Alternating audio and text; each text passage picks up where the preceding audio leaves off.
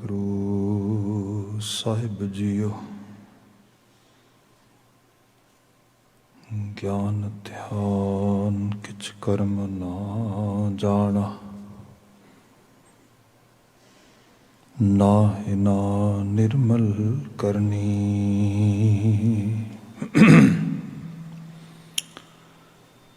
ਸਾਧ ਸੰਗਤ ਕੇ ਅੰਚਲ ਲਾਵੋ, ਬਿਖਮ ਨਦੀ ਜਾਏ ਤਰਨੀ।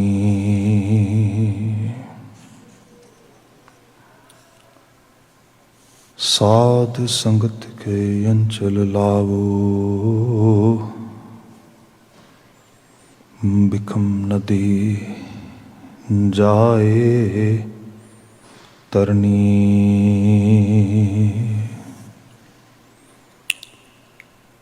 ਜੁਗੋ ਜੁਗ ਅਟਲ ਸ਼ਬਦ ਸਤਿਗੁਰੂ ਧੰਨ ਧੰਨ ਗੁਰੂ ਗ੍ਰੰਥ ਸਾਹਿਬ ਜੀ। ਗੁਰੂ ਪਾਤਸ਼ਾਹ ਜੀ ਦੀ ਅਜ਼ੀਮ ਅਪਾਰ ਬਖਸ਼ਿਸ਼। ਸਵੇਰ ਸਮੇਂ ਅਸੀਂ ਸਤਸੰਗਤ ਮਾਣ ਪਾ ਰਹੇ ਹਾਂ। ਅਰਦਾਸ ਦੀ ਸ਼ਮੂਲੀਅਤ ਤੋਂ ਉਪਰੰਤ ਜੋ ਅੱਜ ਦਾ ਗੁਰਬਚਨ ਹੈ, ਗੁਰਵਾਕ ਹੈ, ਗਿਆਨੀ ਜੀ ਨੇ ਸਾਨੂੰ ਦੁਹਰਾ ਕੇ ਸਰਵਨ ਕਰਵਾਇਆ ਹੈ। ਇਹ ਪਾਵਨ ਰਚਨਾ ਰਾਗ ਧਨਹਾਸਰੀ ਦਾ ਹਿੱਸਾ ਹੈ। ਮਹਲਾ ਪੰਜਵਾਂ। ਗੁਰੂ ਅਰਜਨ ਪਾਤਸ਼ਾਹ ਪੰਚਮ ਨਾਨਕ ਜੀ ਇਸ ਬਚਨ ਨੂੰ ਉਚਰਿਤ ਕਰ ਰਹੇ ਨੇ। ਸ਼ਬਦ ਕੋਈ ਬਹੁਤ ਲੰਮੇਰਾ ਨਹੀਂ, ਦੋ ਬੰਦਾਂ ਦਾ ਵਾਕ ਹੈ। ਮਰਿਆਦਿਤ ਢੰਗ ਦੇ ਨਾਲ ਇਹਨਾਂ ਪਾਵਨ ਬਚਨਾਂ ਦੀ ਵਿਚਾਰ ਤਕਰੀਰ ਪ੍ਰਾਰੰਭ ਕਰਦੇ ਹਾਂ।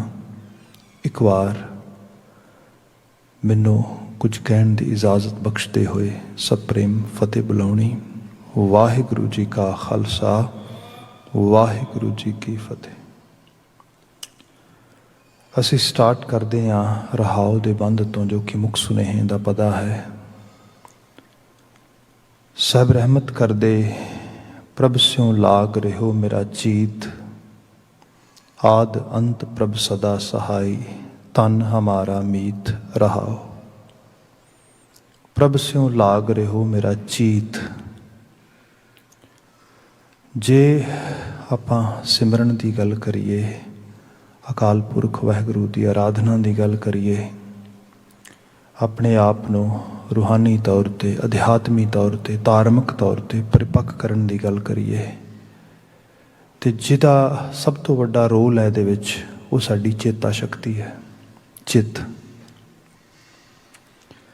ਇਸ ਬਾਬਤ ਗੁਰਬਾਣੀ ਦੇ ਵਿੱਚ ਵੱਡੇ ਪੱਧਰ 'ਤੇ ਸਾਨੂੰ ਮੈਸੇਜ, ਸੰਦੇਸ਼ ਹੈਗੇ ਨੇ। ਪੂਰੀ ਜਾਂਚ ਹੀ ਸਮਝੋਗੇ।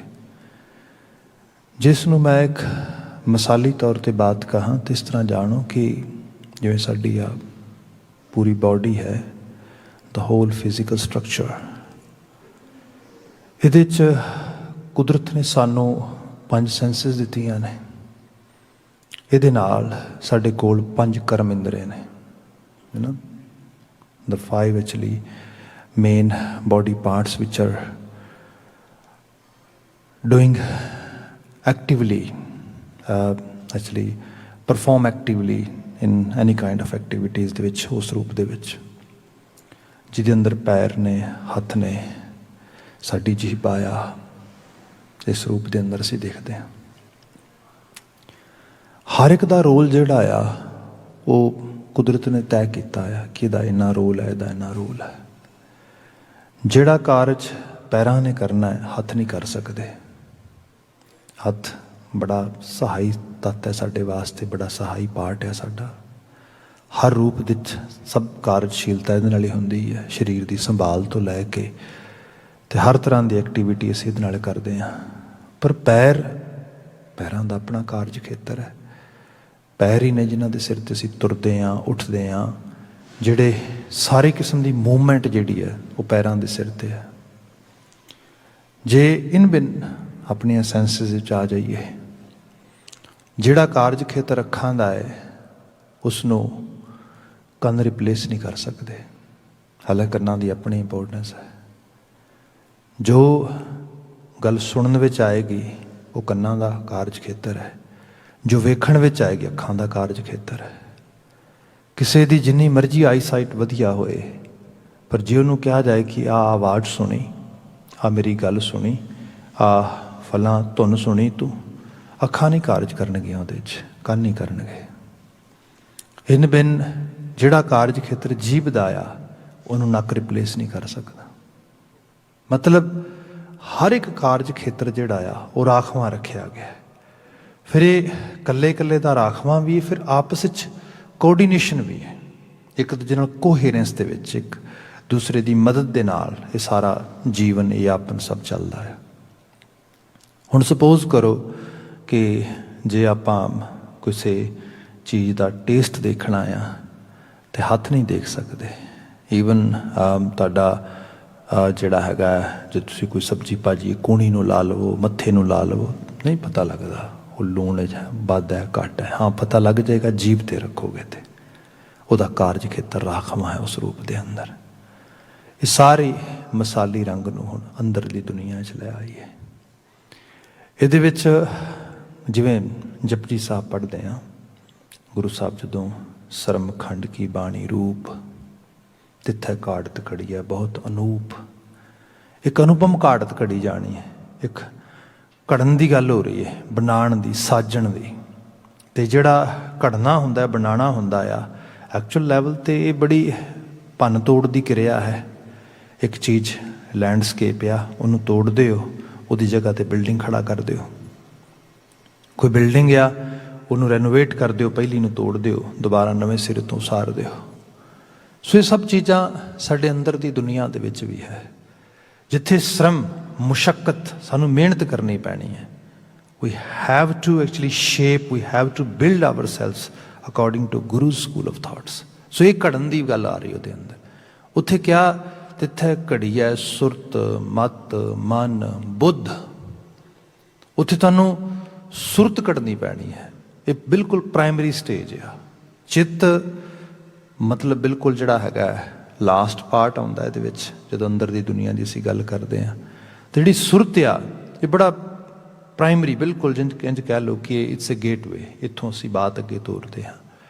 ਅਤੇ ਜੇ ਸੁਰਤ ਦੀ ਬਜਾਏ ਵੀ ਇਸ ਤੋਂ ਪਹਿਲਾਂ ਇੱਕ ਲੈਵਲ ਹੋਰ ਲੈ ਆਂਦਾ ਜਾਏ, ਜਿਹੜਾ ਪਾਥ ਹੈ ਉਸ ਗੇਟਵੇ 'ਤੇ ਇੱਕ ਜਾਣ ਵਾਲਾ, ਉਹ ਸਰੋਤ ਆ।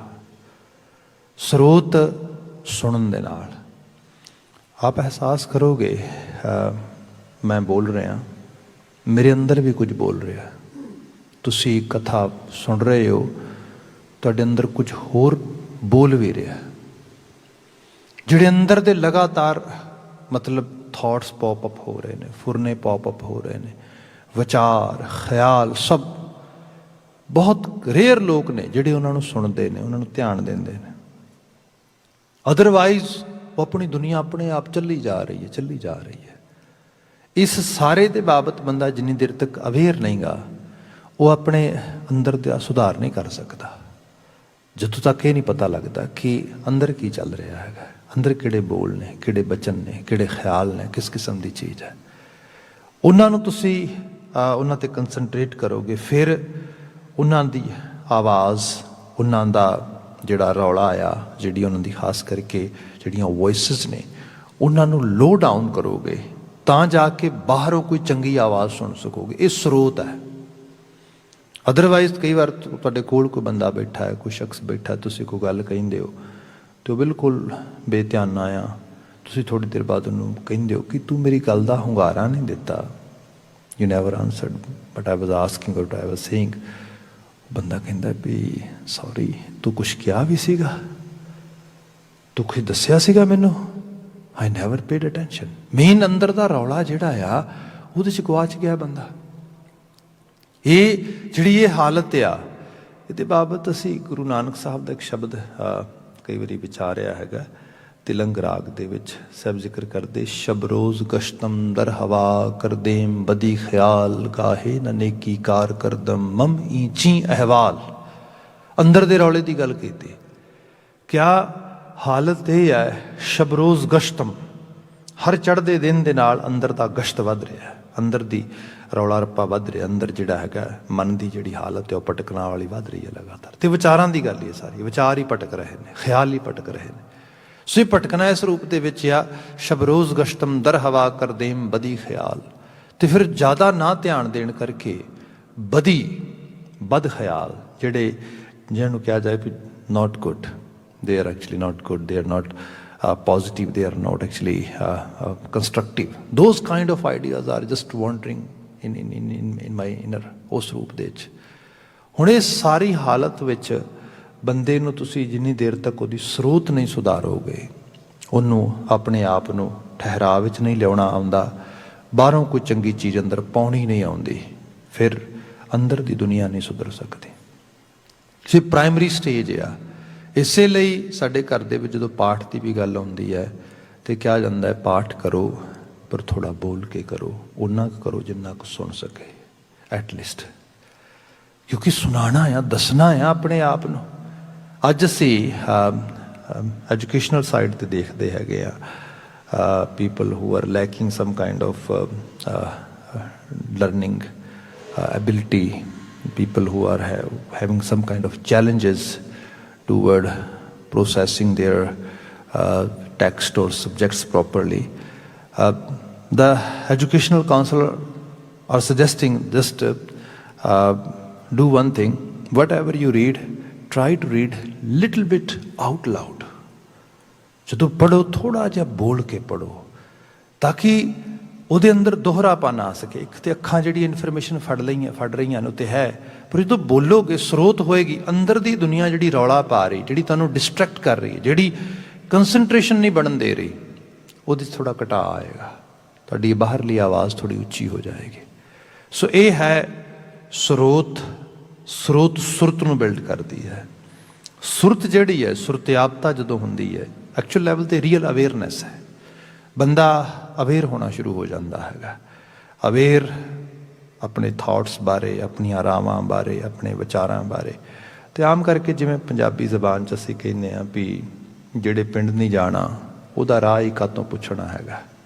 ਮੀਨ ਜਿਹੜਾ which is actually not important for me, that's not my business, ਜਿਹੜਾ ਮੇਰੀ ਜ਼ਰੂਰਤ ਹੀ ਨਹੀਂ ਹੈਗੀ।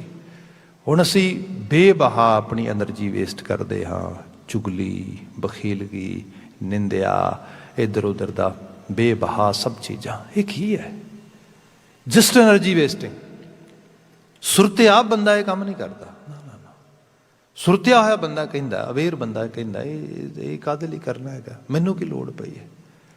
ਈਵਨ ਗੁਰੂ ਗ੍ਰੰਥ ਸਾਹਿਬ ਵਿੱਚ ਅਸੀਂ ਸ਼ਬਦ ਪੜ੍ਹਦੇ ਹਾਂ, ਮਹਾਰਾਜ ਦੀ ਬਾਣੀ 'ਚ ਬਾਬਾ ਕਬੀਰ ਜੀ ਦਾ ਸ਼ਬਦ ਆਪਨੇ ਕਈ ਵਾਰੀ ਸੁਣਿਆ ਹੋਣਾ, ਨਿੰਦੋ ਨਿੰਦੋ ਮੋਹ ਕੋ ਲੋਗ ਨਿੰਦੋ, ਨਿੰਦਾ ਜਨ ਕੋ ਖਰੀ ਪਿਆਰੀ, ਨਿੰਦਾ ਬਾਪ ਨਿੰਦਾ ਮਹਤਾਰੀ।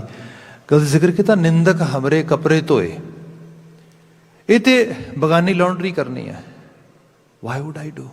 ਅਵੇਅਰ ਬੰਦਾ ਆ, ਜਿਹਨੂੰ ਇਸ ਲੈਵਲ 'ਤੇ ਅਵੇਅਰ ਆ ਗਈ, ਉਹ ਸੁਰਤਿਆਬ ਹੋ ਗਿਆ, ਉਹ ਬਿਲਕੁਲ ਐਨਰਜੀ ਵੇਸਟ ਨਹੀਂ ਕਰਦਾ, ਉਹ ਆਪਣਾ ਟਾਈਮ ਇੱਧਰ ਉੱਧਰ ਖਪਾਉਣਾ ਛੱਡ ਦਿੰਦਾ। ਉਹ ਈਵਨ ਇੱਥੋਂ ਤੱਕ ਕਿ ਗੁਰੂ ਸਾਹਿਬ ਨੇ ਬਚਨ ਕਿਹਾ, ਸਭ ਕਹਿੰਦੇ ਨਿੰਦਾ ਭਲੀ ਕਿਸੇ ਕੀ ਨਾਹੀ, ਮਨਮੁਖ ਮੁਗਧ ਕਰਨ। ਕਾਹਦੇ ਲਈ? ਜਸਟ ਮੈਂ ਐਗਜ਼ਾਮਪਲ ਕਰ ਰਿਹਾ, ਇੱਕ ਅਵੇਅਰ ਬੰਦੇ ਦੀ ਪਹਿਚਾਣ ਹੈ। ਅਵੇਅਰਨੈਸ ਜਦੋਂ ਆ ਗਈ, ਸੁਰਤ ਆ ਗਈ, ਬੰਦੇ ਦੇ ਅੰਦਰ ਜਿਹੜੇ ਥਾਟ ਅਲਾਈਨ ਹੋਣੇ ਸ਼ੁਰੂ ਹੋ ਗਏ, ਉਹ ਅਟੈਂਸ਼ਨ ਪੇ ਕਰਨੀ ਸ਼ੁਰੂ ਕਰਦਾ ਆ। ਜਾਂ ਹੋਰ ਇਹਨੂੰ ਡੀਪ ਲੈਵਲ 'ਤੇ ਲੈ ਆਓ, ਜੇ ਕੋਈ ਚੀਜ਼, ਕਿਸੇ ਚੀਜ਼ ਬਾਰੇ ਕ੍ਰੇਵਿੰਗ ਹੈ ਅੰਦਰ, ਕਿਸੇ ਚੀਜ਼ ਬਾਰੇ ਖਾਹਿਸ਼ ਹੈ, ਇੱਛਾ ਆ, ਤੇ ਜੇ ਬੰਦਾ ਦੇਖੇ ਇਹ ਖਾਹਿਸ਼, ਇੱਛਾ ਇਹ ਕਿਉਂ ਪੈਦਾ ਹੋ ਰਹੀ ਹੈ, ਕੀ ਲੋੜ ਕੀ ਹੈ ਮੈਨੂੰ, ਕਿਉਂਕਿ ਇਹ ਜਿਹੜੀ ਇੱਥੇ ਸੁਧਾਰ ਆ। ਅਸੀਂ ਸ਼ਬਦ ਪੜ੍ਹਦੇ ਹਾਂ ਨਾ, ਗੁਰੂ ਸਾਹਿਬ ਜ਼ਿਕਰ ਕਰਦੇ ਕਿ ਜੋ ਮੰਗੈ ਠਾਕੁਰ ਆਪਣੇ ਤੇ ਸੋਈ ਸੋਈ ਦੇਵੈ। ਜਦੋਂ ਅਸੀਂ ਇਸ ਲੈਵਲ 'ਤੇ ਦੇਖੀਏ ਤਾਂ ਸਾਡੀਆਂ ਬਹੁਤੀਆਂ ਮੰਗਾਂ ਕਿਵੇਂ ਦੀਆਂ ਹੋਣਗੀਆਂ? ਸਾਡੀਆਂ ਬਹੁਤੀਆਂ ਮੰਗਾਂ ਐਵੇਂ ਦੀਆਂ ਹੋਣਗੀਆਂ ਜਿਨ੍ਹਾਂ ਦੇ ਵਿੱਚ ਈਰਖਾ ਹੋਏਗੀ, ਜਿਹਦੇ 'ਚ ਦਵੈਖ ਹੋਏਗਾ, ਤ੍ਰਿਸ਼ਨਾ ਹੋਏਗੀ, ਜਿਹਦੇ ਅੰਦਰ ਆਲੇ ਦੁਆਲੇ ਦੇ ਵਿੱਚ ਆਪਣੇ ਆਪ ਨੂੰ ਵਿਖਾਵੇ ਦੀ ਬਿਰਤੀ, ਸ਼ੋਅ ਆਫ ਦੀ ਬਿਰਤੀ, ਇਹੋ ਜਿਹੀਆਂ ਚੀਜ਼ਾਂ ਹੋਣਗੀਆਂ। ਕਰਤਾਰ ਉਹਦਾ ਹੁਕਮ ਹੈ ਇੱਕ, ਉਹ ਇਸ ਤਰ੍ਹਾਂ ਆ ਕਿ ਸਭਨਾ ਕਾ ਮਾਂ ਪਿਓ ਆਪ ਹੈ, ਆਪੇ ਸਾਰ ਕਰੇ। ਸਭ ਦਾ ਮਾਂ ਬਾਪ ਆ, ਉਹ ਸਾਰ ਕਰਦਾ ਸਾਰਿਆਂ ਦੀ। ਅਤੇ ਹੁਣ ਮਾਂ ਬਾਪ ਦਾ ਰੋਲ ਅਸੀਂ ਵੀ ਪਲੇ ਕਰਦੇ ਹਾਂ ਸੰਸਾਰ ਦੇ ਵਿੱਚ ਥੋੜ੍ਹਾ ਬਹੁਤਾ, ਜਿੰਨੀ ਕੁ ਸਾਨੂੰ ਰਿਸਪੋਂਸੀਬਿਲਿਟੀ ਮਿਲਦੀ ਹੈ।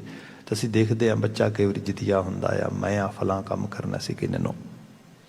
That's actually ਜਿਵੇਂ ਅੱਜ ਕੱਲ੍ਹ ਮਲਟੀਵਿਟਾਮਿਨਸ ਦੀ ਗੱਲ ਹੁੰਦੀ ਹੈ ਨਾ, ਵਿਟਾਮਿਨ A C B 12 ਇਸ ਕਿਸਮ ਦੇ ਨਾਲ ਇਹਨਾਂ ਬੱਚਿਆਂ ਨੂੰ ਦਿਓ, ਆਹ ਦਿਓ। ਇੱਕ ਬੜਾ ਵੱਡਾ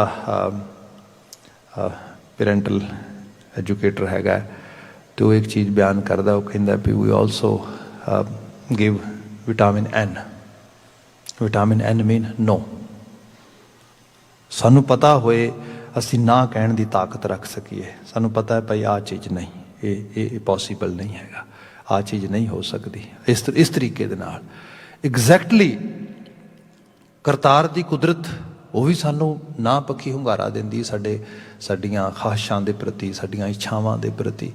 ਪਰ ਜੇ ਬੰਦਾ ਡੀਪ ਲੈਵਲ 'ਤੇ ਸੋਚੇ ਤਾਂ ਉਹੀ ਜਦੋਂ ਨਾ ਹੁੰਦੀ ਹੈ, ਜਦੋਂ ਗੁਰੂ ਸਾਹਿਬ ਬਾਣੀ 'ਚ ਬਿਆਨ ਕਰਦੇ ਵੀ ਜਿਹੜਾ ਅਗਨ ਬਰਾਬਰ ਤਪੈ ਭੀਤਰ ਵਗੈ ਕਾਂਤੀ। ਅੰਦਰ ਅੱਗ ਬਲਦੀ ਹੈ, ਭਾਂਬੜ ਮੱਚਦੇ ਨੇ, ਓਹ ਇੱਛਾ ਆ ਸੀ, ਕੰਮ ਇਸ ਤਰ੍ਹਾਂ ਹੋਇਆ ਨਹੀਂ। ਕਿ ਅਵੇਅਰ ਬੰਦਾ ਸੋਚਦਾ ਇੱਛਾ ਹੀ ਕਿਉਂ ਸੀ, ਇਹ ਖਾਹਿਸ਼ ਹੀ ਕਿਉਂ ਸੀ। Why I was asking that kind of things, why I was actually craving, I was having craving for all these things। So ਇਸ ਕਿਸਮ ਦੀ ਬਾਤ ਆਉਣੀ ਸ਼ੁਰੂ ਹੋ ਗਈ। ਇਹ ਸੁਰਤ ਆਵਤਾ ਦੀ ਬਾਤ ਆ। ਫਿਰ ਸੁਰਤ ਜਦੋਂ ਲਗਾਤਾਰ ਸੁਧਰੇ ਰੂਪ ਦੇ 'ਚ ਆ ਜਾਏ, ਫਿਰ ਅਗਲਾ ਪੜਾਅ ਹੁੰਦਾ ਸਾਡੀ ਬਿਰਤੀ ਦਾ। ਬਿਰਤ ਜਿਹੜੀ ਬਿਰਤੀ ਹੈ ਐਕਚੁਅਲ ਲੈਵਲ 'ਤੇ ਸਾਡਾ ਪੂਰਾ ਪਰਸੋਨਾ ਕੱਢਣ 'ਚ ਸਾਨੂੰ ਹੈਲਪ ਕਰਦੀ ਹੈ। ਜਿਵੇਂ ਲੇਟਰ ਔਰ ਸੂਨਰ ਜਿਹੜੀ ਸਾਡੀ ਬਿਰਤੀ, ਜਿਹਨੂੰ ਕਹਿ ਲਓ ਕਿ ਸਾਡੀ ਸਟੇਟ ਆਫ ਮਾਈਂਡ ਜਿਹੜਾ ਆ, ਜਿਹੜੀ ਸਾਡੀ ਮਨ ਦੀ ਦਸ਼ਾ ਆ, ਉਹ ਬਿਰਤੀ ਨਿਰਧਾਰਿਤ ਕਰਦੀ ਹੈ। ਅਤੇ ਕਈ ਵਾਰ ਆਪ ਦੇਖੋਗੇ ਕੋਈ ਤੁਹਾਡਾ ਸੱਜਣ ਮਿੱਤਰ ਹੋਏ ਅਤੇ ਤੁਸੀਂ ਕਿਸੇ ਨਾਲ ਹੋਰ ਦੋਸਤੀ ਬਣਾ ਰਹੇ ਹੋ, ਸਾਂਝ ਬਣਾ ਰਹੇ ਹੋ, ਅਤੇ ਉਹਨੂੰ ਚੰਗੀ ਤਰ੍ਹਾਂ ਜਾਣਦਾ, ਅਤੇ ਉਹ ਕਈ ਵਾਰੀ ਤੁਹਾਨੂੰ ਅਵੇਅਰ ਕਰੇਗਾ, ਕਹੇਗਾ ਕਿ ਭਾਈ ਇਹ ਬੰਦੇ ਨਾਲ ਤੂੰ ਬਹੁਤੀ ਸਾਂਝ ਨਾ ਬਣਾਈ, ਮੈਂ ਜਾਣਦਾ ਇਹਦੀ ਬਿਰਤੀ ਬਹੁਤ ਮਾੜੀ ਹੈ, ਜਾਂ ਜਿਹਨੂੰ ਕਹਿੰਦੇ ਨੀਅਤ ਬਹੁਤ ਮਾੜੀ ਹੈ। ਇਹ ਨੈਕਸਟ ਪੜਾਅ ਆ। ਸੁਰਤ ਵਿੱਚੋਂ ਹੀ ਬਿਰਤ ਤਬਦੀਲ ਹੁੰਦੀ ਹੈ। ਅਤੇ ਜਿੱਥੇ ਬਿਰਤ ਇਹੋ ਜਿਹੀ ਆ ਗਈ, ਜਿੱਥੇ ਬਿਰਤ ਦੇ ਵਿੱਚ ਬੰਦੇ ਦੀ ਇੱਕ ਤਰੀਕੇ ਸੁਭਾਵਿਕ ਤੌਰ 'ਤੇ ਉਹਦੇ ਅੰਦਰ ਇਹ ਚੀਜ਼ ਆ ਗਈ, ਹੁਣ ਉਹਦੀ ਇਸ ਅਲਾਮਤ ਵਿੱਚੋਂ ਜਿੱਥੇ ਸੁਧਾਰ ਨਹੀਂ ਗਾ, ਜਾਂ ਜਿੱਥੇ ਸੁਧਾਰ ਹੋ ਚੁੱਕਾ, ਬਿਰਤੀ ਬਦਲ ਗਈ ਹੈ, ਬਿਰਤੀ ਹੀ ਵੱਖਰੀ ਹੋ ਗਈ ਹੈ। ਇਸ ਤੋਂ ਜਿਹੜਾ ਨੈਕਸਟ ਲੈਵਲ ਆ, ਉਹ ਆਉਂਦਾ ਹੈ ਸਾਡੇ ਅੰਦਰ ਕੁਦਰਤ ਨੇ ਜਿਹੜੀ ਮੈਮਰੀ ਹੈ, ਇਹਦੀਆਂ ਮਲਟੀਪਲ ਲੇਅਰਸ ਨੇ। ਮਤਲਬ ਸਾਡੇ ਇਕੱਲੇ ਇਸੇ ਸਰੀਰ ਦੇ ਅੰਦਰ ਹੀ ਕਿਤੇ ਜਿਹਨੂੰ ਕਿਹਾ ਜਾਂਦਾ ਹੈ ਕਿ ਕ੍ਰੈਮਿਕ ਮੈਮਰੀਜ਼ ਕੰਮ ਕਰਦੀਆਂ ਨੇ, ਕਿਤੇ ਆਟੋਮਿਕ ਮੈਮਰੀਜ਼ ਕੰਮ ਕਰਦੀਆਂ ਨੇ। ਮਤਲਬ ਮੈਮਰੀਜ਼ ਦੀਆਂ ਕਈ ਲੇਅਰਸ ਨੇ। ਅੱਜ ਤਾਂ ਸਾਇੰਟੀਫਿਕਲੀ ਸਾਰਾ ਕੁਝ ਬਾਹਰ ਆ ਚੁੱਕਾ ਹੈਗਾ। ਜਿਵੇਂ ਸਪੋਜ਼ ਕਰੋ, ਇਹਨੂੰ ਇਸ ਤਰ੍ਹਾਂ ਬਿਆਨ ਕਰੋ ਕਿ ਜਿਹੜਾ ਮੇਰਾ ਰੰਗ ਆ, ਆਹ ਵਾਲਾ, ਇਹ ਜੀਨਸ ਦੇ ਵਿੱਚੋਂ ਆ ਰਿਹਾ ਆ। ਸਪੋਜ਼ ਕਰੋ ਮੇਰੀ ਪੈਦਾਇਸ਼ ਹੋਈ, ਜੀਵਨ ਚੱਲਿਆ, ਸਭ ਚੀਜ਼ਾਂ ਹੋਈਆਂ, ਅਤੇ ਪਤਾ ਇਹ ਲੱਗਾ ਕਿ ਤੁਸੀਂ ਦੇਖੋਗੇ 10 ਪੁਸ਼ਤਾਂ, 15 ਪੁਸ਼ਤਾਂ, 20 ਪੁਸ਼ਤਾਂ ਪਿੱਛੇ ਚਲੀ ਜਾਏ, ਬਿਲਕੁਲ ਸੇਮ ਜਿਹੜੀ ਹੈ ਕਲਰ ਕੋਡਿੰਗ ਮਿਲੇਗੀ ਤੁਹਾਨੂੰ ਮੇਰੀਆਂ ਜੀਨਸ ਦੇ ਵਿੱਚ, ਜਿਹੜੇ ਮੇਰੇ ਬਜ਼ੁਰਗ ਹੋਣਗੇ ਪੁਰਾਣੇ। ਮੈਨੂੰ ਯਾਦ ਹੋਏ ਨਾ ਹੋਏ, ਮੇਰੇ ਇਸ ਕਲਬੂਤ ਨੂੰ ਪੂਰਾ ਯਾਦ ਹੈ ਮੈਂ ਕੌਣ ਹਾਂ, ਕਿਸ ਜੈਨੇਟਿਕ ਮੇਕਅਪ ਵਿੱਚੋਂ ਆ ਰਿਹਾ ਵਾ। ਜੇ ਦੇਖਣਾ ਹੋਏ ਮੇਰਾ ਸਪੋਜ਼ ਕਰੋ ਕਿ ਮੇਰੇ 10 ਪੁਸ਼ਤਾਂ ਪਿੱਛੇ ਦਾਦਾ ਜੀ ਦੀਆਂ ਜਾਂ ਗ੍ਰੇਟ ਗ੍ਰੈਂਡ ਦਾਦਾ ਜੀ ਦੀਆਂ ਅੱਖਾਂ ਕਿਵੇਂ ਦੀਆਂ ਹੋਣਗੀਆਂ, ਨੱਕ ਕਿਵੇਂ ਦਾ ਹੋਏਗਾ, ਚਿਹਰਾ ਮੋਹਰਾ ਕਿਵੇਂ ਦਾ ਹੋਏਗਾ, ਬਿਲਕੁਲ ਮੇਰੇ ਵਰਗਾ ਹੋਏਗਾ 2-4% ਛੱਡ ਕੇ। ਇਹ ਬਿਲਕੁਲ ਇਸੇ ਰੂਪ ਦੇ ਚੱਲ ਰਿਹਾ ਹੈ। ਸੋ ਇਹ ਹੈ ਕਿ ਇਸ ਜੀਨਸ ਦੇ ਵਿੱਚ ਉਸ ਛੋਟੇ ਜਿਹੇ ਜਿਹੜਾ ਹੈਗਾ, ਜਿਹਨੂੰ ਕਿਹਾ ਜਾਏ ਕਿ ਇੱਕ ball of a dust kind of, ਬਹੁਤ ਛੋਟੀ, ਜਿਹਨੂੰ ਅਸੀਂ ਉਸ ਲੈਵਲ 'ਤੇ ਇੱਕ ਸਪਰਮ ਕਹਿੰਦੇ ਹੈਗੇ ਆ, ਇੱਕ ਛੋਟਾ ਜਿਹਾ ਟਿਸ਼ੂ ਹੈ ਮਾਸ ਦਾ, ਉਹਦੇ ਵਿੱਚ ਉਹ ਚੀਜ਼ ਪਈ ਹੈ, ਉਹਨੂੰ ਪੂਰਾ ਯਾਦ, ਉਹਨੇ ਕੀ ਬਣਨਾ ਹੈ, ਕੀ ਹੋਣਾ ਆ। ਇਹ ਕੁਦਰਤੀ ਤੌਰ 'ਤੇ ਮੈਮਰੀ ਸਾਡੇ ਨਾਲ ਇਸ ਤਰੀਕੇ ਨਾਲ ਹੁੰਦੀ ਹੈ। ਫਿਰ ਕਰਮਿਕ ਜਿਹੜੀ ਕਰਮਾਂ ਦੇ ਰੂਪ ਦੇ ਵਿੱਚ, ਉਹ ਵੀ ਸਾਡੇ ਸੰਸਕਾਰ ਜਿਹਨੂੰ ਕਹਿੰਦੇ, ਐਕਚੁਅਲੀ ਮੈਮਰੀ ਹੁੰਦੀ ਹੈ ਸਾਡੇ ਅੰਦਰ। ਇਹ ਫੀਡ ਹੋਈ ਹੁੰਦੀ ਬੜੀ ਡੀਪਲੀ ਉਸ ਤਰੀਕੇ ਨਾਲ। ਟ੍ਰੇਟਸ ਇੱਥੋਂ ਨਿਕਲਦੇ ਨੇ ਮੋਸਟਲੀ। ਬੰਦੇ ਨੂੰ ਅਹਿਸਾਸ ਹੁੰਦਾ ਹੀ ਨਹੀਂ ਵੀ ਇਹ ਹੋ ਕਿਉਂ ਰਿਹਾ, ਐਵੇਂ ਕਿਉਂ ਸੋਚ ਰਿਹਾ ਮੈਂ। ਕੁਝ ਚੀਜ਼ਾਂ ਬੈਕ ਆਫ ਦਾ ਮਾਈਂਡ ਇਸ ਲੈਵਲ 'ਤੇ ਕੰਮ ਕਰ ਰਹੀਆਂ ਨੇ ਜਿਨ੍ਹਾਂ ਬਾਰੇ ਅਹਿਸਾਸ ਹੀ ਨਹੀਂ ਹੈਗਾ। ਸੋ ਇਹ ਸਭ ਚੀਜ਼ਾਂ ਚੇਤੇ ਵਿੱਚ ਪਈਆਂ ਨੇ। ਜਿਵੇਂ ਜੈਨੇਟਿਕ ਚੇਤਾ ਆ, ਉਹਨੂੰ ਯਾਦ ਆ ਕੀ ਹੋਣਾ ਆ ਕਿਸ ਰੂਪ ਦੇ ਵਿੱਚ। ਫਿਰ ਸਪੋਜ਼ ਕਰੋ ਸਰੀਰ ਦੇ ਵਿੱਚ ਆਪਣੇ ਆਪ ਇੱਕ ਅਵੇਅਰ ਲੈਵਲ ਤੇ ਵੀ ਕੰਮ ਕਰਦੀ ਚੀਜ਼ ਹੈ। ਤੁਸੀਂ ਕੋਈ ਬੰਦੇ ਦਾ ਸਰੀਰ ਹੈਗਾ, ਤੁਸੀਂ ਬੰਦੇ ਦੇ ਸਰੀਰ ਵਾਲੇ ਮਨੁੱਖ ਨੂੰ, ਜੀਵ ਨੂੰ ਜਿਹੜਾ ਫੂਡ ਬਿੱਲੀਆਂ ਨੂੰ ਪਾਉਂਦੇ ਹੋ, ਜਿਹੜਾ ਫੂਡ ਗਾਵਾਂ ਨੂੰ ਪਾਉਂਦੇ ਹੋ, ਜਿਹੜਾ ਫੂਡ ਡੌਗਸ ਨੂੰ ਪਾਉਂਦੇ ਹੋ, ਉਹ ਫੂਡ ਪਾਉਣਾ ਸ਼ੁਰੂ ਕਰ ਦਿਓ। ਤੁਸੀਂ ਕੀ ਸਮਝਦੇ ਹੋ ਫੂਡ ਖਾ ਕੇ ਡੌਗ ਬਣ ਜਾਏਗਾ? ਉਹ ਬਿੱਲੀ ਬਣ ਜਾਏਗਾ? ਕਦੀ ਵੀ ਨਹੀਂ ਬਣੇਗਾ। ਕਿਉਂਕਿ ਪਤਾ ਆ ਅੰਦਰ ਜਿਹੜਾ ਡਾਈਜੈਸਟਿਵ ਸਿਸਟਮ ਪੱਕਾ ਯਾਦ ਆ, ਪੂਰਾ ਅੰਦਰ ਬਿਲਡ ਹੋਈ ਹੈ ਚੀਜ਼ ਵੀ ਇਸ ਖੁਰਾਕ ਦਾ ਕੀ ਬਣਾਉਣਾ ਆ, ਜੋ ਬਣ ਰਿਹਾ ਉਹੀ ਬਣੇਗਾ ਉਸੇ ਰੂਪ ਦੇ ਵਿੱਚ। ਇਹ ਸਭ ਚੀਜ਼ਾਂ ਇਸ ਤਰੀਕੇ ਨਾਲ ਬਿਲਡ ਹੋਈਆਂ। ਫਿਰ ਇਹਦੇ ਨਾਲ ਕੁਝ ਕੁਦਰਤ ਨੇ ਸਾਡੀ ਝੋਲੀ ਵਿੱਚ ਥੋੜ੍ਹਾ ਜਿਹਾ ਪਾਰਟ ਵੀ ਪਾਇਆ ਹੈਗਾ, ਜਿਹਦੇ 'ਚ ਅਸੀਂ ਆਪਣੇ ਚੇਤੇ ਨੂੰ ਆਪ ਸ਼ੇਪ ਦੇਣੀ ਹੈ, ਆਪ ਉਹਨੂੰ ਉਸ ਲੈਵਲ 'ਤੇ ਲੈ ਕੇ ਆਉਣਾ ਆ। ਉਹਦੇ ਅੰਦਰ ਡੇ ਟੂ ਡੇ ਲਾਈਫ ਦੇ ਵਿੱਚ ਚੀਜ਼ਾਂ ਨੂੰ ਪਿਕ ਤੇ ਚੂਜ਼ ਕਰਨ ਦੀ ਐਬਿਲਿਟੀ ਹੈ ਸਾਡੇ ਅੰਦਰ। ਤੇ ਇਹ ਹੈ ਕਿ ਅਸੀਂ ਚੀਜ਼ਾਂ ਨੂੰ ਐਜ਼ ਏ ਰਿਸੈਪਟਰ ਰਿਸੀਵ ਕਰਦੇ ਹਾਂ, ਪਰਸੀਵ ਕਰਦੇ ਹਾਂ, ਪ੍ਰੋਸੈਸ ਕਰਦੇ ਹਾਂ, ਤੇ ਫਿਰ ਉਹਨਾਂ ਦੀ ਫਾਈਲਿੰਗ ਕਰਦੇ ਹਾਂ। ਹੁਣ ਜਿਹਨੂੰ ਸਰਲ ਕਰ ਦੇਣਾ ਥੋੜ੍ਹਾ ਜਿਹਾ, ਪ੍ਰਭ ਸਿਓ ਲਾਗ ਰਹੋ ਮੇਰਾ ਚੀਤ, ਜਿਹੜੀ ਮੈਂ ਬਾਤ ਜਿੱਥੇ ਕਹਿਣੀ ਆ ਕਿ ਜਿਹੜੀ ਮੌਲਿਕ ਰੂਪ ਵਿੱਚ ਗੱਲ ਆ। ਹੁਣ ਸਪੋਜ਼ ਇਹ ਗੱਲ ਕਹਿ ਲਵੋ ਕਿ ਜਿਵੇਂ ਕੋਈ ਵੀ ਘਟਨਾ ਵਾਪਰਦੀ ਹੈ, ਬੱਚੇ ਨੇ ਘਰ ਦੇ 'ਚ ਦੋ, ਤੇ ਮਾਂ ਬਾਪ ਕਿਸੇ ਗੱਲ ਤੋਂ ਫੈਡ ਅਪ ਹੁੰਦੇ ਨੇ, ਤੇ ਫੈਡ ਅਪ ਹੁੰਦੇ ਨੇ ਇਸ ਕਰਕੇ ਕਿਉਂਕਿ ਬੱਚਿਆਂ ਨੇ ਕੁਝ ਘਰ ਦੇ 'ਚ ਚੀਜ਼ ਤੋੜ ਦਿੱਤੀ ਜਾਂ ਕੋਈ ਡਿਸਿਪਲਿਨ ਨਹੀਂ ਫੋਲੋ ਕੀਤਾ, ਕੁਛ ਐਨੀਥਿੰਗ ਹੈਪਨ। ਦੋਨਾਂ ਬੱਚਿਆਂ ਨੇ ਉਹ ਸਾਰਾ ਉਹਨਾਂ ਦਾ ਜਿਹੜਾ ਗੁੱਸਾ ਸੀਗਾ, ਅਗਰੈਸ਼ਨ ਸੀਗਾ, ਉਹਨਾਂ ਦੀਆਂ ਇੰਸਟਰਕਸ਼ਨ ਸੀਗੀਆਂ, ਬੋਥ ਵਰ ਵਿਟਨੈਸਿੰਗ ਦੈਟ। ਆਫਟਰਵਰਡ ਤੁਸੀਂ if you interview both of them, you can see their both versions are totally different. ਇੱਕ ਇਹ ਕਹਿ ਰਿਹਾ ਹੈ ਕਿ ਬਿਲਕੁਲ ਇਹ ਮਾੜੀ ਮਾੜੀ ਗੱਲ ਤੇ ਸਾਨੂੰ ਗੁੱਸੇ ਹੁੰਦੇ ਰਹਿੰਦੇ ਨੇ ਇਸ ਤਰੀਕੇ ਨਾਲ, we don't have any freedom, we don't have any rights over here, they are just actually controlling us, they are too much disciplinary parents, we don't want these kind of parents, I don't want to live over here, ਇਸ ਕਿਸਮ ਦੀ ਬਾਤ ਆ ਰਹੀ ਸਾਰੀ। ਦੂਸਰਾ ਉਹਨੇ ਵੱਖਰੇ level ਤੋਂ ਸਕਦਾ perceive ਕੀਤਾ, ਉਹਨੂੰ ਪੁੱਛੋਗੇ ਉਹ ਕਹੇਗਾ ਯਾ we should be very remorseful, you know they are right, we should not have done that kind of act at all. ਹੁਣ ਕੀ ਹੋਇਆ, ਇੱਕੋ ਘਟਨਾ ਦਾ ਜਿਹੜਾ ਰਿਐਕਸ਼ਨ ਹੋਇਆ, ਇਹ ਕੀ ਬਾਤ ਬਣੀ ਹੈ? ਇੱਥੇ ਜਾ ਕੇ ਪਤਾ ਲੱਗਾ ਕਿ ਜਿਹੜਾ ਪਰਸੀਵਿੰਗ ਲੈਵਲ ਆ ਉਹ ਡਿਫਰੈਂਟ ਆ। ਇਹ ਹੈ ਚਿਤਵਨੀ ਦੇ ਵਿੱਚ ਜੇ ਸੁਰਤਿਆਬਤਾ ਆ, ਅੰਦਰ ਪਹਿਲਾਂ ਹੀ ਜਿਹੜੇ ਪ੍ਰੀ ਡਿਸਾਈਡਡ ਥਾਟਸ ਨੇ ਉਹ ਇਤਨੇ ਜ਼ਿਆਦਾ ਜ਼ੋਰਾਵਰ ਨੇ, ਪਹਿਲੇ ਅੰਦਰ ਰਾਏ ਬਣੀ ਹੈ ਵੀ ਇਹਨਾਂ ਨੇ ਜੋ ਮਰਜ਼ੀ ਕਹਿਣਾ, ਇਹਨਾਂ ਨੇ ਜੋ ਮੂੰਹ ਖੋਲ੍ਹਣਾ, ਇਹ ਮੇਰੇ ਖਿਲਾਫ ਨੇ, ਦੇ ਆਰ ਮਾਈ ਐਨਮੀਜ਼। ਸੁਰਤ ਜਿਹੜੀ ਹੈ ਉਹ ਅਵੇਅਰ ਉਸ ਲੈਵਲ ਤੇ ਸੁਰਤਿਆਬਤਾ ਨਹੀਂ ਹੈਗੀ। ਬਿਰਤੀ ਇਹ ਹੈ ਵੀ I can not follow their actually their path at all, I am totally rebellious. ਬਿਰਤੀ ਆ ਗਈ। ਹੁਣ ਜਿੱਥੇ ਇਸ ਕਿਸਮ ਦੀ ਬਿਰਤੀ ਹੈ, ਫਿਰ ਨੈਕਸਟ ਲੈਵਲ ਕੀ ਹੈ ਉਹਦੇ ਵਿੱਚੋਂ, ਉਸ ਬਿਰਤੀ ਚੋਂ ਕੀ ਆਏਗਾ ਅੰਦਰ? ਯਾਦ ਅਹਿਸਾਸ ਕਿਸ ਕਿਸਮ ਦਾ ਬਣੇਗਾ? ਉਹੀ ਬਣੇਗਾ ਕਿ ਜੋ ਕੁਝ ਵੀ ਹੋ ਰਿਹਾ ਹੈ ਇਹ ਗਲਤ ਹੋ ਰਿਹਾ ਹੈ, ਇਹ ਠੀਕ ਨਹੀਂ ਹੋ ਰਿਹਾ। ਮਤਲਬ ਉਸੇ ਤਰ੍ਹਾਂ ਦੀ ਫਾਈਲਿੰਗ ਹੋਣੀ ਸ਼ੁਰੂ ਹੋ ਗਈ ਸਾਰੇ ਦੀ ਸਾਰੀ। ਫਿਰ ਚੇਤੇ ਦੇ ਵਿੱਚ ਕਿਹੜੀਆਂ ਚੀਜ਼ਾਂ ਰਹਿਣਗੀਆਂ? ਇਹ ਚੇਤੇ 'ਚ ਨਹੀਂ ਰਹੇਗਾ ਮੈਂ ਮਿਸਟੇਕ ਕੀਤੀ ਸੀ, ਆਈ ਸ਼ੁੱਡ ਬੀ ਰਿਮੋਰਸਫੁਲ ਟੂਵਰਡ ਦੈਟ। ਇਹ ਚੇਤੇ ਨਹੀਂ ਰਹੇਗਾ ਇਹਨਾਂ ਨੇ ਪਹਿਲਾਂ ਇੰਸਟਰਕਸ਼ਨ ਦਿੱਤੀਆਂ ਸੀ ਫੋਲੋ ਨਹੀਂ ਕੀਤੀਆਂ। ਇਹ ਚੇਤੇ ਨਹੀਂ ਰਹੇਗਾ ਕਿ ਈਵਨ ਦੋ they were mad on us, they were actually saying really bad stuff to us, but at the same time they were again and again explaining we love you, we care about you, that's why we are telling you। ਜਿਹੜੇ ਵਿਚਲੋਂ word ਨੇ ਉਹਨਾਂ ਨੂੰ choose ਕੀਤਾ ਉਸ ਤਰੀਕੇ ਨਾਲ, ਸੁਰਤ ਦੇ ਹਿਸਾਬ ਦੇ ਨਾਲ, ਉਸੇ ਤਰੀਕੇ ਨਾਲ ਅੰਦਰ ਫਾਈਲਿੰਗ ਹੋ ਗਈ। ਹੁਣ ਚਿੱਤ ਵਿੱਚ ਕੀ ਰਹਿ ਗਿਆ ਅਖੀਰ ਦੇ ਵਿੱਚ? ਤੁਸੀਂ ਦੇਖੋਗੇ ਕਈ ਵਾਰੀ ਸਿਰਫ ਨਫ਼ਰਤ ਇੱਕ ਦੇ ਇੰਡੀਵਿਜੂਅਲ ਦੇ ਵਿੱਚ, ਸਿਰਫ ਜਿਹੜਾ ਹੈਗਾ ਅੰਦਰ ਕ੍ਰੋਧ, ਨਥਿੰਗ ਐਲਸ। ਦੂਸਰਾ ਉਹ ਸਾਰਾ ਕੁਝ ਡਿਲੀਟ ਕਰਕੇ ਸਿਰਫ ਇੰਨਾ ਰੱਖ ਲਿਆ ਕਿ ਨੋ ਵਟ ਐਵਰ ਦੇ ਵਰ ਸੇਇੰਗ ਦੇ really want some kind of wellness from our side, some kind of they care about our well-being, that's why they are actually talking like that। ਹੁਣ ਉਹਦੇ 'ਚ ਕੀ ਰਹਿ ਗਿਆ ਕਿ ਇਹ ਸਾਡੇ ਭਲੇ ਲਈ ਨੇ। ਇਹ ਹੈ ਚਿੱਤ ਦਾ ਕੰਮ। ਚੇਤੇ ਦੇ ਵਿੱਚ ਚੀਜ਼ਾਂ ਇਸ ਤਰੀਕੇ ਨਾਲ ਇਸ ਰੂਪ ਵਿੱਚ ਆਉਂਦੀਆਂ ਨੇ। ਜਦੋਂ ਆਪਾਂ ਬਾਣੀ ਦਾ ਪਾਠ ਕਰਦੇ ਹਾਂ, ਕੁਝ ਚੀਜ਼ਾਂ ਕਰਦੇ ਹਾਂ, ਇਹਨਾਂ ਨੂੰ ਫਿਰ ਚੇਤੇ ਵਿੱਚ ਪਾਉਣਾ ਆ ਹੌਲੀ ਹੌਲੀ ਕਰਕੇ।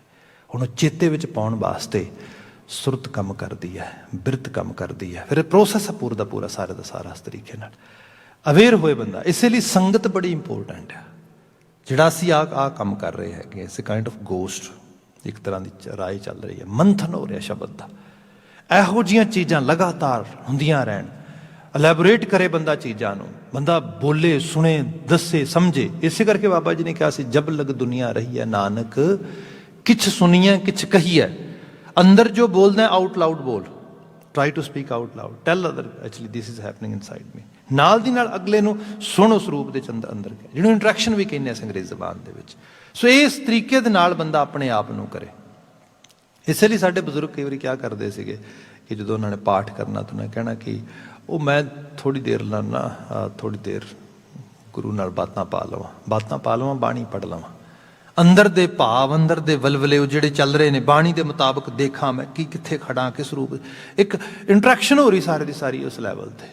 ਇਹ ਸਾਰਾ ਪ੍ਰੋਸੈਸ ਤੁਹਾਡੇ ਚਿੱਤ ਨੂੰ ਕੱਢਦਾ ਆ, ਸੁਰਤਿਆਬ ਕਰਕੇ ਤੁਹਾਨੂੰ, ਤੁਹਾਡੀ ਬਿਰਤ ਨੂੰ ਸਹੀ ਕਰਦਿਆਂ ਹੋਇਆਂ ਤੁਹਾਡੇ ਅੰਦਰ ਇੱਕ ਉਸ ਫਾਈਲਿੰਗ 'ਤੇ ਲੈ ਕੇ ਆਉਂਦਾ ਜਿੱਥੇ ਜਾ ਕੇ ਰੱਬ, ਕਰਤਾਰ, ਉਹਦਾ ਹੁਕਮ, ਥੋੜ੍ਹਾ ਬਹੁਤਾ ਅਹਿਸਾਸ ਵਿੱਚ ਰਹਿਣਾ ਸ਼ੁਰੂ ਹੋ ਜਾਂਦਾ।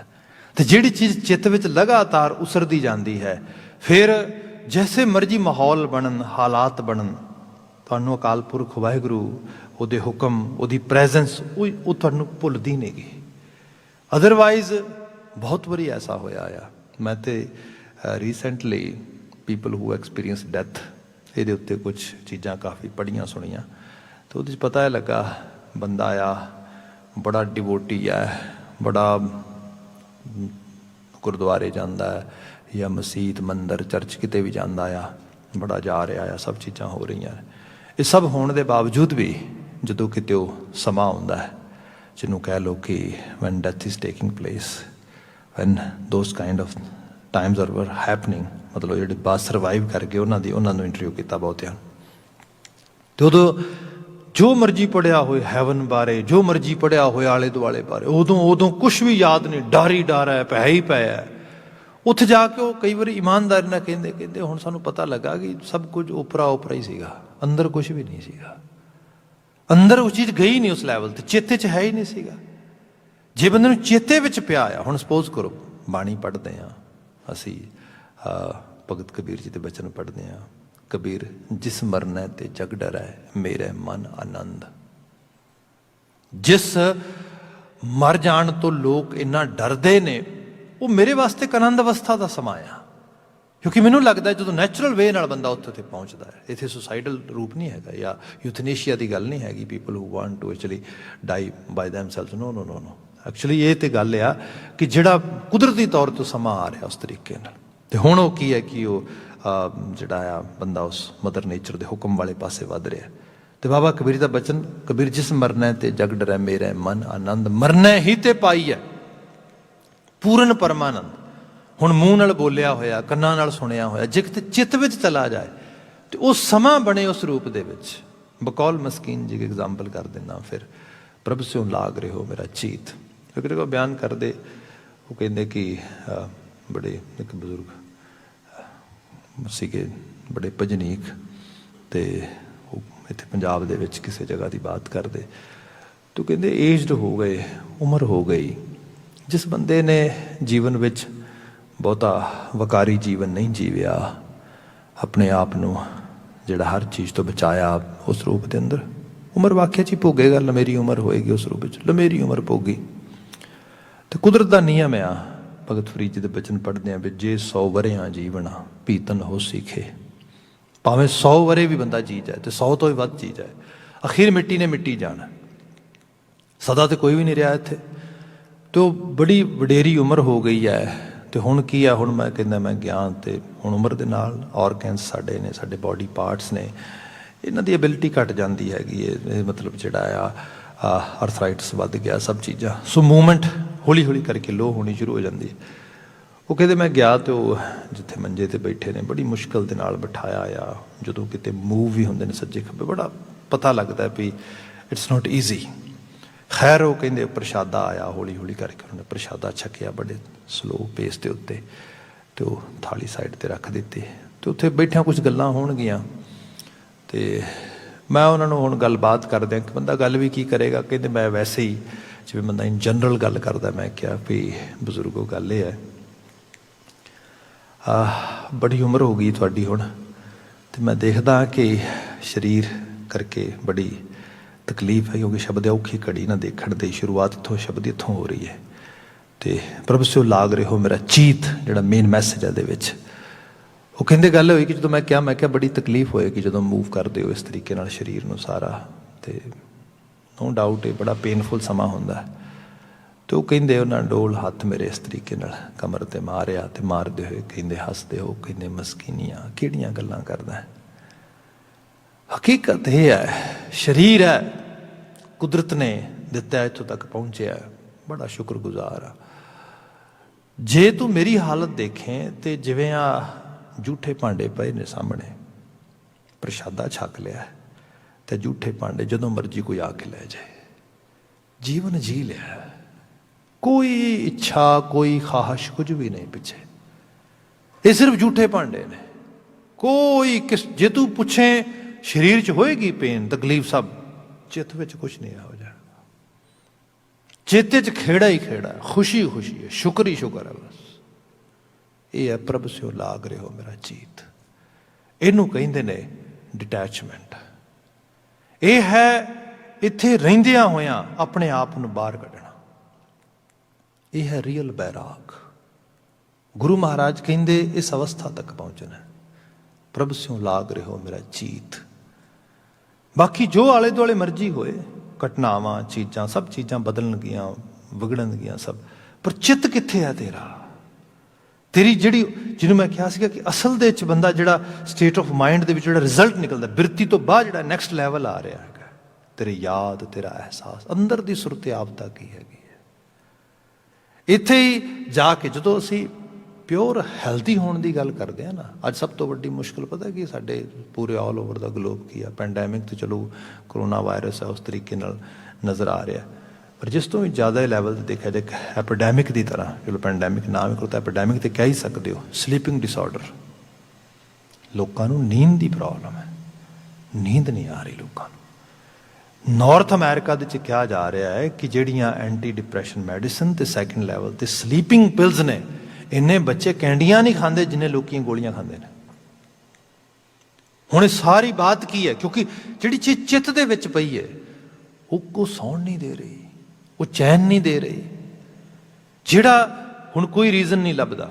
आप देखोगे थायराइड के इशूज देखो किन्ने ने, थायराइड का इशू जिहड़ा है बहुती बारी फिजिकल नहीं होंदा, या होर ग्लैन साडे जिहड़े ने जिहड़े ग्लैन काम करते हैं। ईवन शुगर बारे भी, डायबिटीज़ जिहड़ी हैगी है, फूड तो जरूर रिलेटिड किया जाता था, पर फूड नालों भी वध के इहदा जिहड़ा संबंध है स्ट्रैस नाल है। तुहाडा ग्लैन जिहड़ा है वो इंसुलिन प्रोड्यूस करनी बंद कर दिंदा है उस लैवल ते जिन्नी लोड़ है तुहानूं। अल्सर की है, तुसीं होर नैक्सट लैवल ते आ जाओ, एक्चुअल लैवल ते सॉरी टू से अज डाइजेस्टिव सिस्टम दे नाल कॉन्स्टिपेशन दी इशूज़ की है, what kind of actually all these things, metabolism दे विच की इशू आ रहे हैं सारे, जो चीज़ मैं क्या मैमरीज के नाल सब रिलेटिड ने, अंदर अंदर सुरत च की पिया है, याद च की पिया, चित्त च की पिया है। हुण जिन्होंने कहा जाता साइकोलॉजिकल ग्लिच। एक घटना वापरी हफ्ता पहला, जिवें सपोज करो तुसी अपना डिवाइस चक्या, स्मार्ट डिवाइस, उन्होंने कमांड दी, हुण कमांड देती तुसी, कमांड देने तो बाद विद इन फ्यू सैकेंड्स वो कमांड जिहड़ी हैगी वो प्रोसीड होनी चाहिए, प्रोसैसड होनी चाहिए है, एंड द रिजल्ट आ जाना चाहिए। So device should be ready for the next command. What happened, you give command but afterward that device is still processing actually the same command. 2 घंटे बाद 3 घंटे बाद ग्लिच आ गया जी, साइकोलॉजिकल ग्लिच आ गया।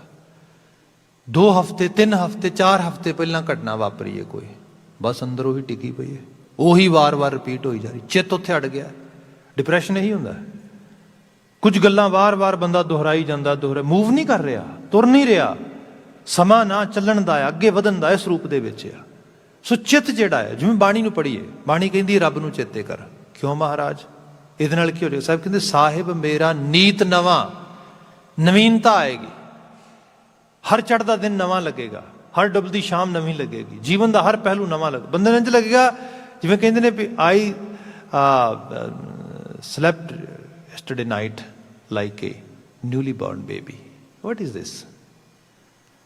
Newly born baby, ਕਿਉਂਕਿ ਅਜੇ ਬਿਲਕੁਲ ਨਵਾਂ ਉਸ ਰੂਪ ਦੇ ਵਿੱਚ ਕਹਿੰਦੇ ਮੈਮਰੀ, ਹਾਲਾਂਕਿ ਉਹਦੇ ਆਪਣੀਆਂ ਨੇ ਕਾਰਮਿਕ ਮੈਮਰੀਜ਼ ਉਹਦੇ ਨਾਲ ਆ ਰਹੀ, ਐਟੋਨਿਕ ਮੈਮਰੀਜ਼ ਆ ਰਹੀ, ਉਹਦੇ ਨਾਲ ਸੰਸਕਾਰ ਸਾਰੇ ਆ ਰਹੇ, ਪਰ ਕਹਿੰਦੇ ਕਿ ਦੁਨੀਆ ਦਾ ਕੋਈ ਬਹੁਤ ਐਕਸਪੋਜ਼ਰ ਨਹੀਂ ਹੈਗਾ, ਇਸ ਕਰਕੇ ਉਹ ਐਵੇਂ ਸੌਂਦਾ ਬਿਲਕੁਲ ਨਿਸ਼ਚਿੰਤ ਹੋ ਕੇ। ਅਸੀਂ ਨਹੀਂ ਸੌਂ ਸਕਦੇ ਐਵੇਂ, ਰੀਜ਼ਨ ਕਿਉਂਕਿ ਜੋ ਮੈਮਰੀਜ਼ ਦੇ ਵਿੱਚ ਪਿਆ ਹੈਗਾ, ਜਿਹੜਾ ਚਿੱਤ ਵਿੱਚ ਪਿਆ ਹੈਗਾ, ਉਹ ਲਗਾਤਾਰ ਬੌਦਰ ਕਰਦਾ। ਜਿਹੜਾ ਬਹੁਤਾ ਸਿਮਰਨ ਵੀ ਹੈ, ਪਾਠ ਕਰਨਾ ਵੀ, ਚਿੱਤ ਦਾ ਸੁਧਾਰ ਆ ਸਾਰਾ, ਸੁਰਤ ਬਿਰਤ ਤੇ ਅੱਗੇ ਇਸ ਰੂਪ ਦੇ ਅੱਗੇ ਜਾਣਾ ਆ। ਇਹ ਮਨ ਦੀ ਦੁਨੀਆ ਹੈ ਸਾਰੀ, ਇਹੀ ਝਾੜੂ ਲਾਣਾ ਆ। ਇਹਨੂੰ ਗੁਰੂ ਸਾਹਿਬ ਨੇ ਕਿਹਾ ਸੀਗਾ ਕਿ ਗਿਆਨ ਕੀ ਵੱਢਣੀ ਮਨੇ ਹੱਥ ਲੈ, ਕਾਤਰ ਤੱਕ ਕੁਤਵਾਰ ਬੁਹਾਵੈ। ਬੁਹਾਰੀ, ਆਪ ਸ਼ਾਇਦ ਇਹਦੇ ਬਾਰੇ ਵਾਕਫ ਹੋਵੋਗੇ, ਪੰਜਾਬੀ ਕਲਚਰ ਬਾਰੇ ਥੋੜ੍ਹਾ ਵਾਕਫੀਅਤ ਰੱਖਦੇ ਹੋ। ਜਿਵੇਂ ਬਰੂਮ ਹੁੰਦਾ ਆ ਸਾਡੇ ਇੱਥੇ, ਮੇਰੇ ਖਿਆਲ 1-2 ਤਰ੍ਹਾਂ ਦੇ ਬਰੂਮ ਦੇਖੇ ਮੈਂ, ਜ਼ਿਆਦਾਤਰ ਪਲਾਸਟਿਕ ਦੇ ਹੁੰਦੇ ਨੇ ਜਿਹੜੇ ਇਸ ਤਰੀਕੇ ਨਾਲ। ਇੰਡੀਆ ਵਿੱਚ ਤੁਸੀਂ ਦੇਖੇ ਹੋਣਗੇ, ਉੱਥੇ ਬਰੂਮ ਕਈ ਤਰ੍ਹਾਂ ਦੇ ਹੁੰਦੇ ਨੇ। ਇੱਕ ਹੁੰਦਾ ਜਿਹੜਾ ਜਿਵੇਂ ਬਿਲਕੁਲ ਪਲੇਨ, ਬੜਾ ਜਿਹੜਾ ਆ ਸਮੂਥ ਫਲੋਰ ਆ ਉਹਦੇ 'ਤੇ ਲਗਾਉਣ ਵਾਸਤੇ, ਜਿਹਨੂੰ ਫੁੱਲ ਝਾੜੂ ਕਹਿ ਦਿੰਦੇ ਨੇ ਕਈ ਵਾਰ, ਬੜਾ ਮਤਲਬ ਥੋੜ੍ਹਾ ਮੁਲਾਇਮ ਜਿਹਾ ਹੁੰਦਾ ਆ। ਫਿਰ ਥੋੜ੍ਹੇ ਹੋਰ ਝਾੜੂ ਹੁੰਦੇ ਨੇ ਜਿਹੜੇ ਹੋਰ ਜਗ੍ਹਾ 'ਤੇ, ਇੱਕ ਹੁੰਦਾ ਬੜਾ ਖੁਦਰੀ ਜਗ੍ਹਾ ਦੇ ਉੱਤੇ ਮਾਰਨ ਵਾਲਾ, ਜਿਵੇਂ ਸਟਿਕਸ ਹੁੰਦੀਆਂ ਨੇ, ਤੀਲਿਆਂ ਦਾ ਝਾੜੂ, ਉਹਨੂੰ ਬੁਹਾਰੀ ਕਿਹਾ ਜਾਂਦਾ ਹੈਗਾ। ਉਹ ਫਿਰ ਬੜੀ ਇਸ ਤਰੀਕੇ ਨਾਲ ਜ਼ੋਰ ਲਗਾ ਕੇ ਮਾਰ ਜਾਂਦੀ ਹੈ, ਤਾਂ ਜਿੱਥੇ ਕਿਤੇ ਥੋੜ੍ਹੀ ਬਹੁਤੀ ਮੈਲ ਮਿੱਟੀ ਫਸੀ ਹੋਈ ਉਹਨੂੰ ਵੀ ਬਾਹਰ ਕੱਢ ਦਿੰਦੀ ਹੈ। ਜਿਹੜੇ ਸਿਮਰਨ ਆ, ਜਿਹੜਾ ਰੱਬ ਦਾ ਨਾਮ ਆ, ਸਭ ਇਹ ਬੁਹਾਰੀ ਦੀ ਤਰ੍ਹਾਂ ਸਾਡੀ ਚਿਤਵਨੀ ਦੇ ਵਿੱਚ ਜਿਹੜਾ ਕੂੜ ਕਬਾੜ ਸਭ ਫਸਿਆ ਉਹਨੂੰ ਕੱਢ ਦੇ ਬਾਹਰ, ਉਹਨੂੰ ਬਾਹਰ ਕੱਢੇ। ਜਿੰਨੀ ਦੇਰ ਤੱਕ ਤੁਸੀਂ ਅੰਦਰ ਜਿਸ ਪ੍ਰਭੂ ਸਿਓ ਲਾਗ ਰਹੇ ਹੋ ਮੇਰਾ ਚੀਤ, ਜੇ ਪ੍ਰਭੂ ਦੇ ਨਾਮ ਨੂੰ ਉਹਦੇ ਨਾਲ ਲੱਗਣ ਹੀ ਨਾ ਦਿਓਗੇ, ਬੁਹਾਰੀ ਲੱਗੇਗੀ ਨਾ, ਚੰਗੀ ਤਰ੍ਹਾਂ ਝਾੜੂ ਲੱਗੇਗਾ ਹੀ ਨਹੀਂ, ਤੇ ਹੋਏਗਾ ਕੀ?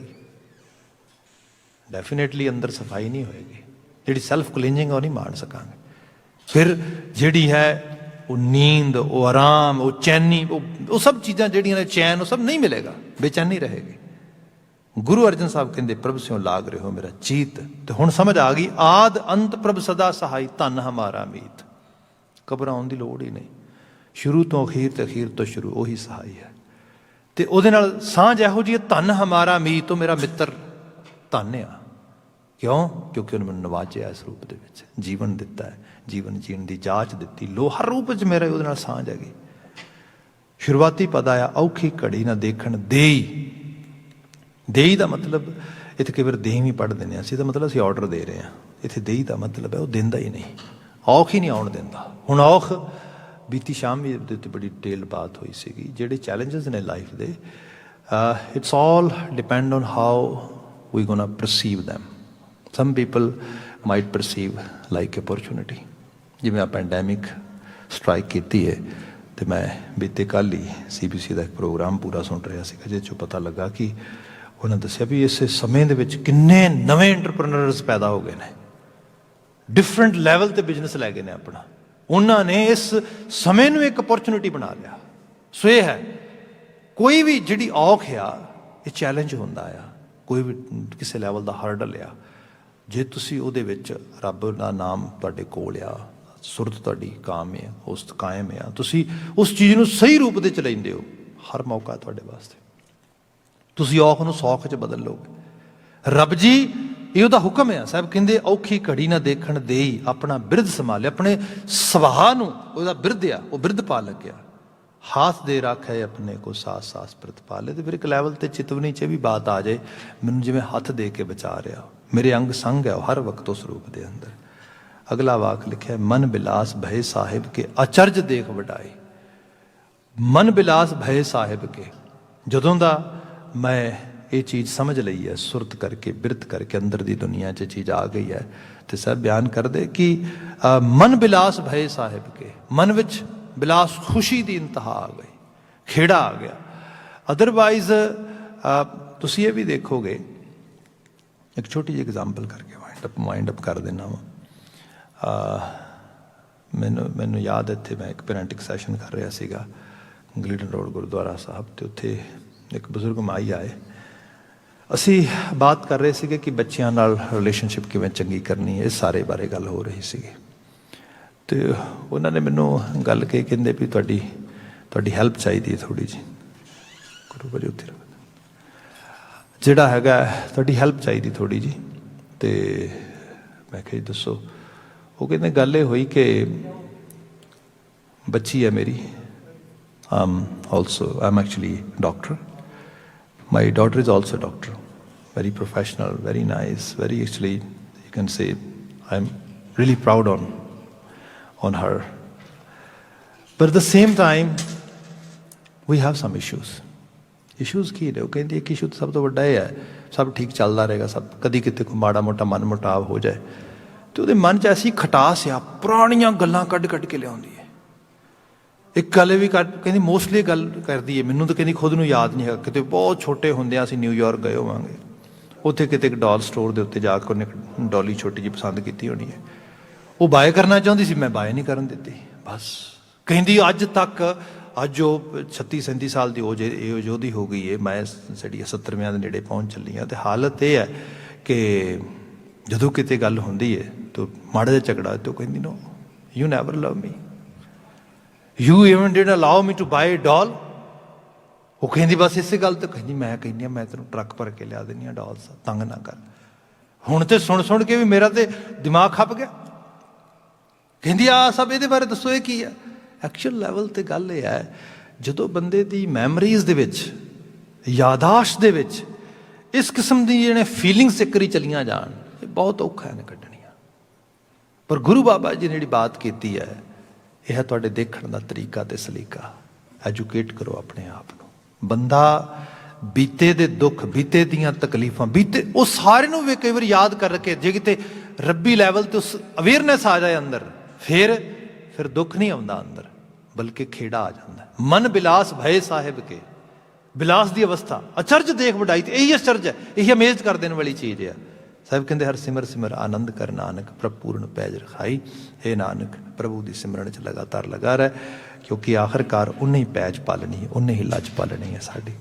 ਸਾਹਿਬ ਰਹਿਮਤ ਕਰਨ, ਇਹਨਾਂ ਆਲਮੀ ਵਾਕਿਆਂ 'ਚੋਂ ਚੰਗੇਰੀ ਪ੍ਰੇਰਣਾ ਮਿਲੇ। ਇੰਨੀਆਂ ਕੁ ਬੇਨਤੀਆਂ ਨਾਲ ਖਿਮਾ ਇੱਥੇ ਹੀ ਆਵਾਜ਼ ਦੇ ਦੇਣੀ, ਕਹਿਣਾ ਜੀ ਵਾਹਿਗੁਰੂ ਜੀ ਕਾ ਖਾਲਸਾ, ਵਾਹਿਗੁਰੂ ਜੀ ਕੀ ਫਤਿਹ।